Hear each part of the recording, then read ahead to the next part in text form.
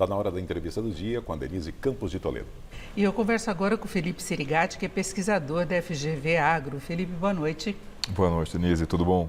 Nós estamos conferindo aí as previsões do tempo e o clima tem castigado muito as lavouras, né? A gente tem visto o reflexo da inflação ao consumidor, aquela lavoura aí que é a feira de toda semana, bem mais cara, e pegando outros produtos, mas aí tem outras implicações que eu quero até que você fale para a gente.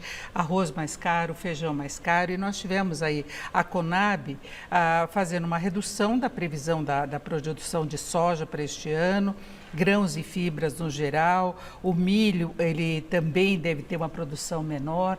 Então, o que está acontecendo de fato? O Brasil é muito grande, mas nós tivemos eventos climáticos ruins, com excesso de chuva de um lado e excesso de calor de outro, né? Exato. Então, o Universo Agro é uma fábrica a céu aberto e responde às condições da natureza, às condições climáticas. Essa safra, a gente está operando sobre o El Niño, que, vamos assim, regrinha de bolso, gera uma seca ou temperaturas acima da média na região centro-norte e chuvas acima da média na região sul. Até o momento, o pessoal da região sul está sorrindo, tá? Principalmente o pessoal do Rio Grande do Sul. Mas o restante, principalmente o cerrado brasileiro, está passando por situações desconfortáveis. Resultado disso, por exemplo, os números que a Conab divulgou hoje para a projeção da safra de grãos, no caso da soja, teve um novo corte. Então, está projetado 147 milhões de toneladas para essa safra. É 5% menor do que a anterior e aí grãos e fibras, no geral, é uma queda de 7,6%, uma produtividade menor. Não fosse o clima, a gente bateria um novo recorde de produção. Exatamente. E ainda assim, quando a gente olha para a safra de soja, apesar de todas as adversidades, uma safra de 147 milhões de toneladas é uma grande safra. É verdade, é uma safra menor do que o setor e que os produtores se prepararam. Eles incorreram em custos, ampliaram a área plantada de soja, mas infelizmente, principalmente devido a condições climáticas adversas, não vão colher todo o potencial dessa safra. Agora vamos falar de atividade e balança exportadora do Brasil, porque nós tivemos no ano passado, no primeiro semestre, o agro sendo a grande alavanca de crescimento. Com essas condições que temos agora, isso vai acontecer de novo?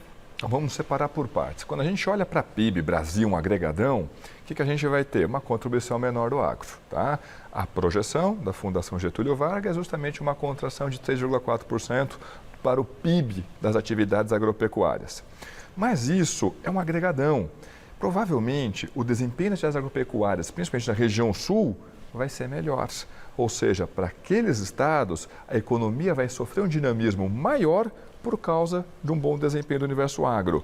Mas, como a nossa produção agropecuária, a maior fração dela é produzida no Cerrado, e o Cerrado está sofrendo com o El Niño, está sofrendo com a seca, no agregado Brasil, esse ano não deve ser tão confortável assim como foi no ano passado. Agora, a gente tem alguns movimentos que parecem contraditórios em relação aos preços. Tem uma safra menor de soja e milho, só que no atacado os preços estão caindo. É aumento de produção em outros países e o inverso acontecendo com o arroz? Pois é. Então, o Universo Agro, gente, é uma fábrica a céu aberto no mundo como um todo, não é exclusividade do Brasil.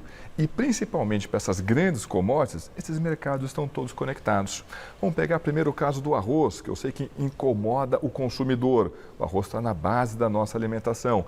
Peraí, por que o arroz está caro? Não é um problema interno aqui no Brasil, mas é porque houve uma quebra de safra no Sudeste Asiático. Sudeste Asiático, com o clima de El Niño, é seca para eles. Eles tiveram justamente esse problema. Quebrou a safra lá, são os grandes produtores, os grandes consumidores de arroz. Puxa vida, o preço do arroz ficou mais caro pelo mundo. Quando a gente olha agora para grãos, notadamente para a soja, que a gente está colhendo nesse momento, o que aconteceu? O Brasil, o Cerrado, está tendo uma produção menor, quebrou a safra do Cerrado. Embora ninguém saiba a dimensão dessa quebra. Se é muito grande, se é um pouco menor, não está claro. Mas a região sul vai ter uma safra bastante razoável. A Argentina vai recuperar muito da sua safra. Estados Unidos provavelmente vai ter ampliação da área plantada de soja.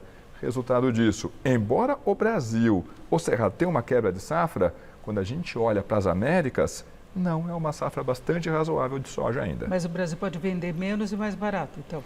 Então, vai depender de qual é a dinâmica. Por exemplo, o USDA, eu sei que pode parecer contraditório, está dizendo o Brasil vai ter uma quebra, mas a quebra estimada pelo USDA é menor que a Conab está estimando, Só que mais do que isso, quem é que vai colocar soja adicional no mercado internacional? Nas exportações globais, quem é que vai colocar soja a mais esse ano?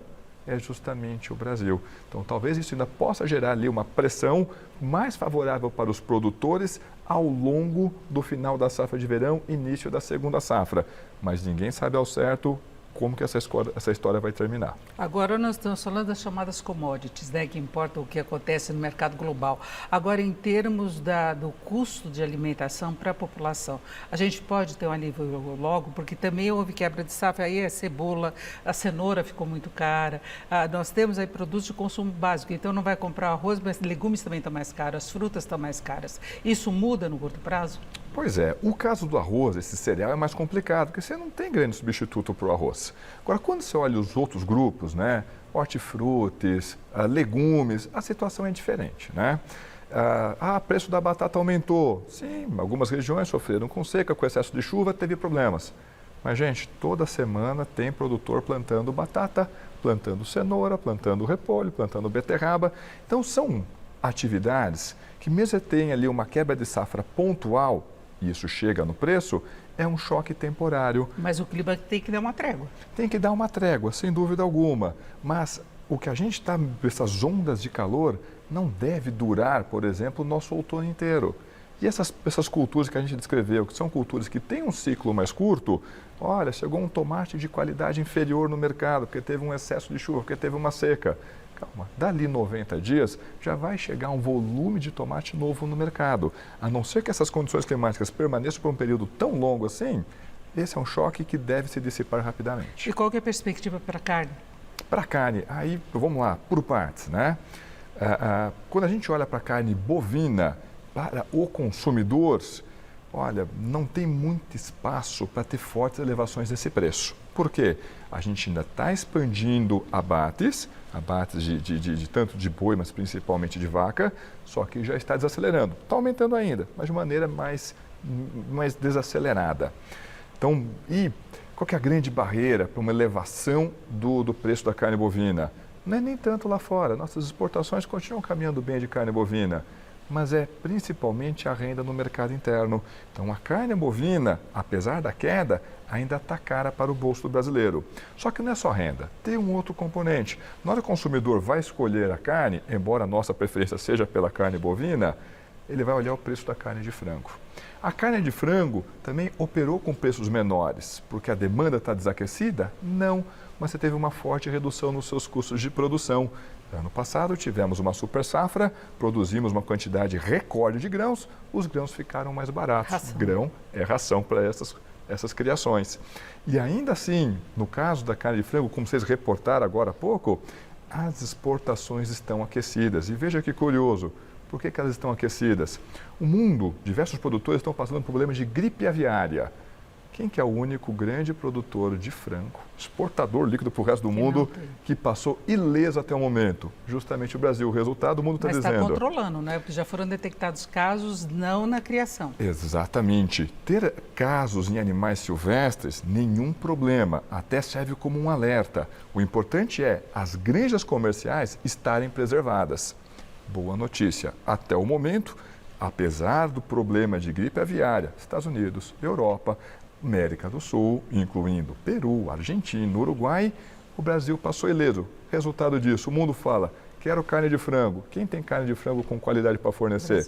O Brasil tem levantado a mão e dizendo, vem para cá, costa seu naviozinho aqui, você vai sair com o seu container cheio. Só temos que negociar o preço. E, Felipe, para nós fecharmos, falar de outra reclamação do brasileiro em relação a alimentos em geral, a questão do azeite. Aí entra um problema global também, é muita brincadeira nas redes sociais, o pessoal querendo parcelar a compra do azeite. O que aconteceu? Então vamos lá, mesma coisa, agro é uma fábrica a céu aberto. De quem a gente compra azeite, né? Azeite de oliva, principalmente dos países do Mediterrâneo. Os grandes produtores são Grécia, Itália, Portugal, Espanha. A gente exporta naturalmente muito de Portugal, a gente importa praticamente todo o nosso consumo doméstico. Só que eles tiveram problemas de seca, que reduziu a produtividade das oliveiras. Resultado disso, menor produção, menor quantidade ofertada, o azeite ficou mais caro e ficou mais caro para todo mundo.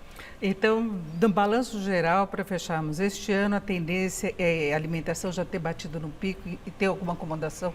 Não dá para garantir isso, tá? O que está claro é aquela forte redução na alimentação dentro do domicílio, esse é o nome que o IBGE utiliza, nós não devemos esperar isso esse ano.